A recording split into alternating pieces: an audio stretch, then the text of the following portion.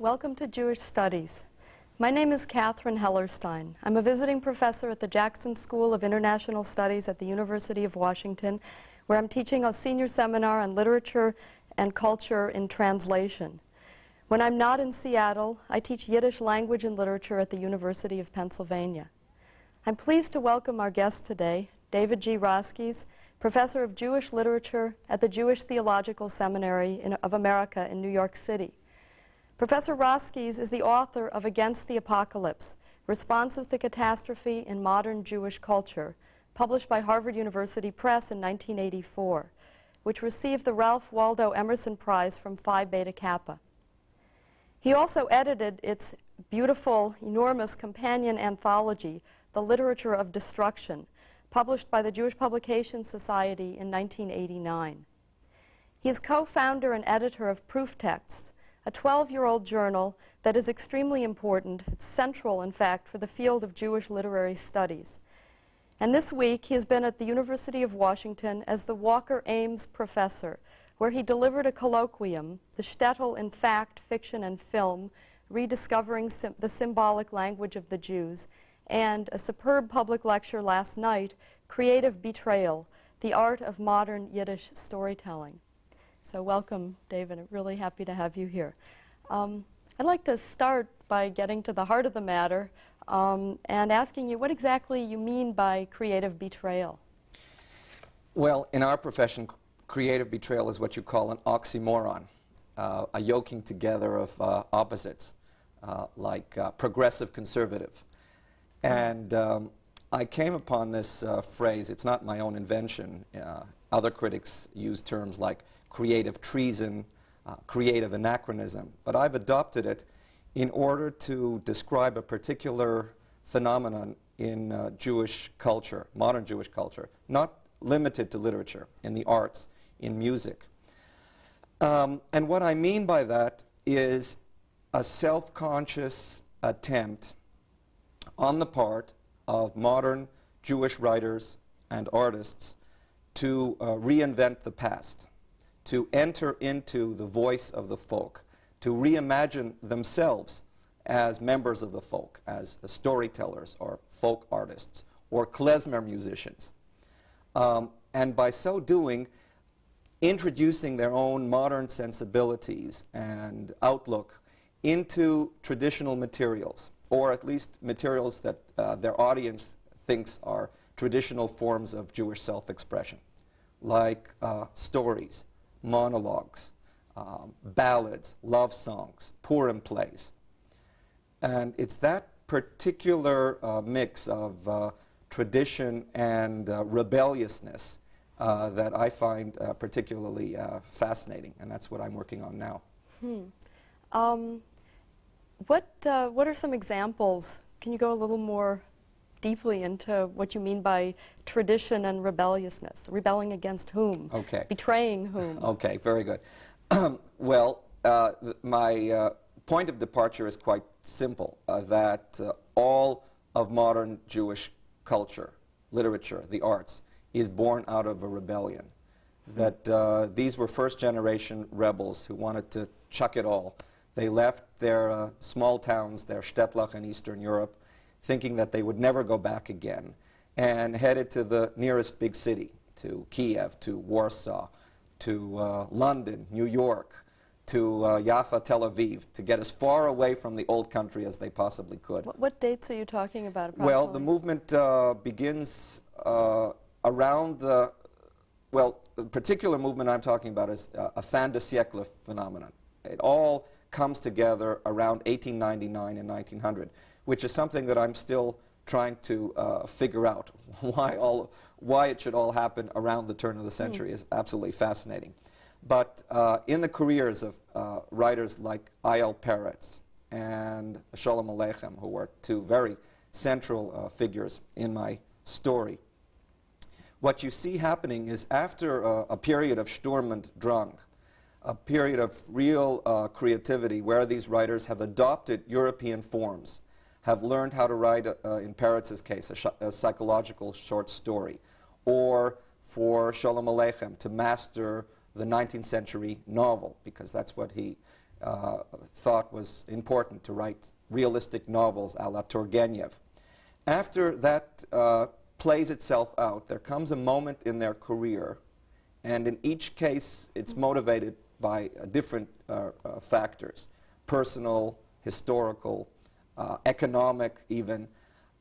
They do an about-face. There's a kind of crisis of faith, and even a midlife crisis in some cases, if you look at the writer's personal life story. And it's at that turning point that they begin to look back upon the materials of the past that they had already discarded, on Hasidism, on storytelling, on folklore and fantasy and superstition, and the whole world of that shtetl, which they never thought they would need as artistic resources, suddenly suggest themselves as something that can combine both their rebelliousness and a sense that they want to restore that which has been lost. And it's at that moment that they reinvent Jewish folklore. Why do you think these writers didn't turn to Polish or Russian folk materials or English folk materials? Okay, well, they do and they don't. The impetus to rediscover their own cultural heritage always comes from the outside. They're picking up cues in every single case. In the case of Peretz, who lived in Warsaw and hung out with a very highbrow group of Polish positivists, as they were called, there was a real interest in folklore in general and Jewish folklore in particular. The first Polish Jewish folklorists were these positivists, many of whom were either not Jewish or converts. And it was because of their interest in Jewish folklore that Peretz discovered, hey, you know, it's not just the Germans and the Poles and the Russians who have folk songs and folk tales, but the Jews have got it too. And wouldn't it be interesting to study it? So it's because of that impetus from the outside that he begins to collect Yiddish love songs. In the case of Sholem Aleichem, it's a little more complicated. Sholem Aleichem had two portraits over his desk in Kiev. One was of Mendele Moicher Sforim, the grandfather of Yiddish literature, and he, Sholem Aleichem, invented the myth of Mendele as the grandfather so that he could be the legitimate heir, he, Sholem Aleichem, be the Einikel, the grandson. And the other portrait was of Nikolai Gogol, the great Russian writer who had already long since died. And it was Gogol's example, I am convinced of this.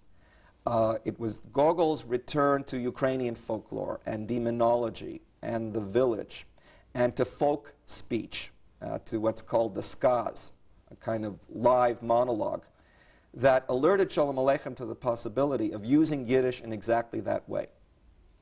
And were it not for Gogol, we wouldn't have had Tevye, the dairyman, and Sholem Aleichem's holiday stories. And essentially, that part of Sholem Aleichem's oeuvre that today we see as really original, unique, and central. As I continued my study, I discovered that in the case of the great Yiddish storytellers that came afterwards, be it Der Nister in the Ukraine, in Kiev, or Itzik Manger in Moscow, in Warsaw, or Isaac Bashevis Singer in Warsaw and then in New York, the same pattern repeats itself.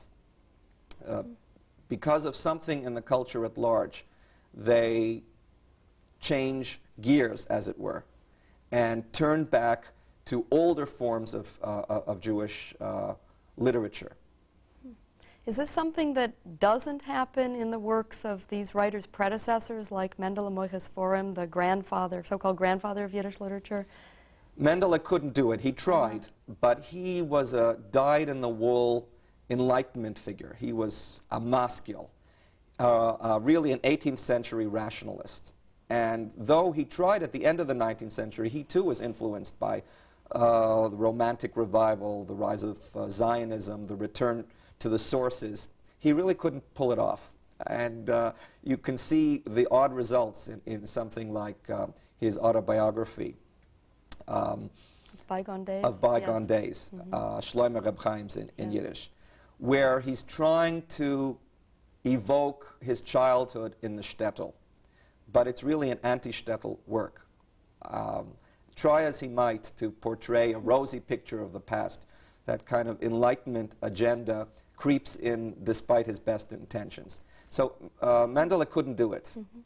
Besides which, the forms that he adopted were always European forms. The novel in particular. The autobiography. The autobiography, yes. Obviously, a very self-consciously modern form. He never wrote folk tales. He could never bring himself to stoop so low as to write a folk tale, a stylized folk tale, or to pretend that he was a chassid sitting at the table of a rebbe, taking in the words of wisdom of the great Hasidic masters, as Peretz was to do. Mendele just couldn't do that.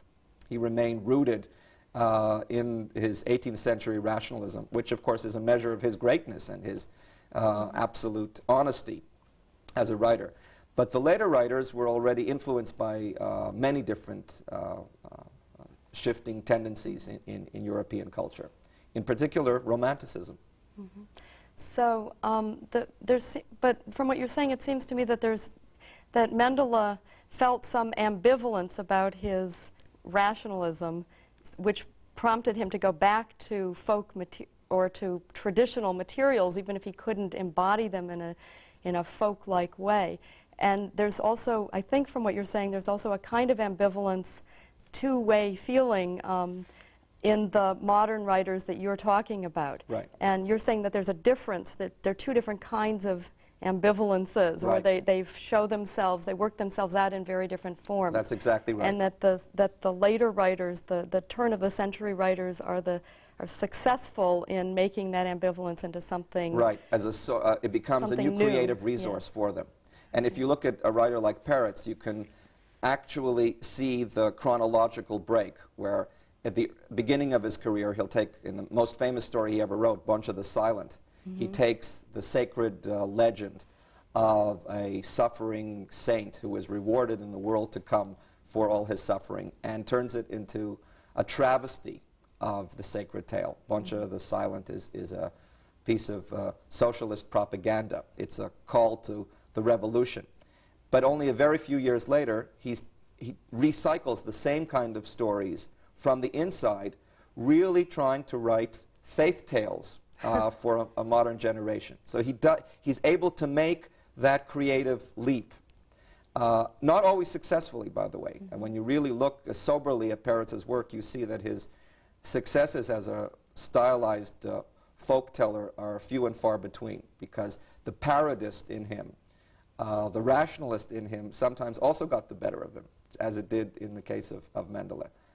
So it's a faith, when Peretz writes his faith tales, it's a faith that he doesn't really buy, he doesn't really believe in. Right. Or that he's trying to transform into his own brand of faith. That is and correct. There's a tension that results from that.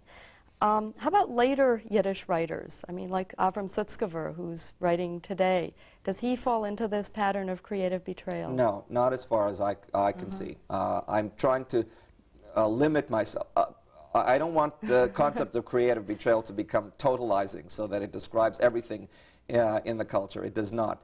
Sutzkever remains a modernist from the beginning and the end. The only bit of stylization that he ever did was in 1938 to write 4 poems in Old Yiddish, which he had to annotate word for word, because the words were so archaic that no reader, even the most sophisticated, could decipher the poem. So it required a glossary, and that's not what I'm talking about. That's very different from Manger's Bible poems, which seem absolutely artless. Yeah. They read like folk songs.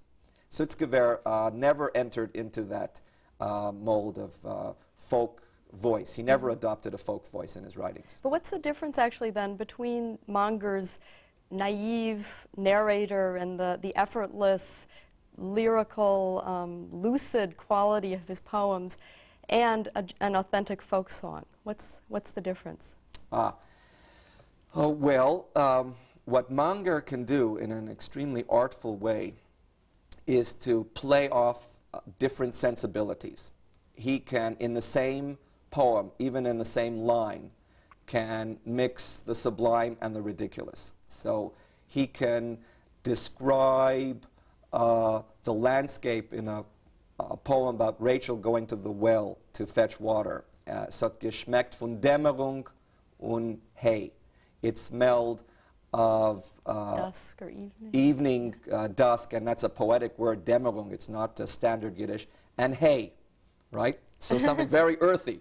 You could smell the hay and perceive the twilight. You could, in the same light. Well, that's a yoking together. That's an oxymoron as well. It's very artful and very modernist in its approach to the materials of poetry. Now, you can find zany juxtapositions in Yiddish love songs, but it's never done as subtly as Manger is able to do it. And then he can weave folk materials and folk songs and lullabies and love songs into the poems, even as he stands removed from it, as a modern poet ought to be. And doesn't the poet figure actually come up in these poems by Manger? Yes. I mean, doesn't he put himself as a self-consciously into the very poems that he's so effortlessly Yes, he does. writing? There's a wonderful poem about Abraham giving Lot a talking to for his drinking habit, and that's based on a Yiddish expression. When you want to say someone is a drunkard, you say er is schicker wie Lot. He's as drunk as Lot. So here he creates this monologue of Abraham, the patriarch, telling Lot, "Se passt nicht, you know, everybody says schicker wie Lot. You're on everybody's tongue." He says, "Es passt efscher für Manger dem Schneiderjung, aber außer nicht für dir." Right? It's all right for the well-known drunkard Itzik Manger, but not for you. You, after all, you're part of my biblical family, right? Behave yourself. You behave yourself, right? And Abraham does not come out looking very good by the end of the poem. What about, are most of the Yiddish songs that I learned at YIVO long ago, or that lullabies that are recorded and that we think of as traditional folk lullabies, are these really authentically folk songs? Or what about that great song, Afen Pripachik, on the hearth?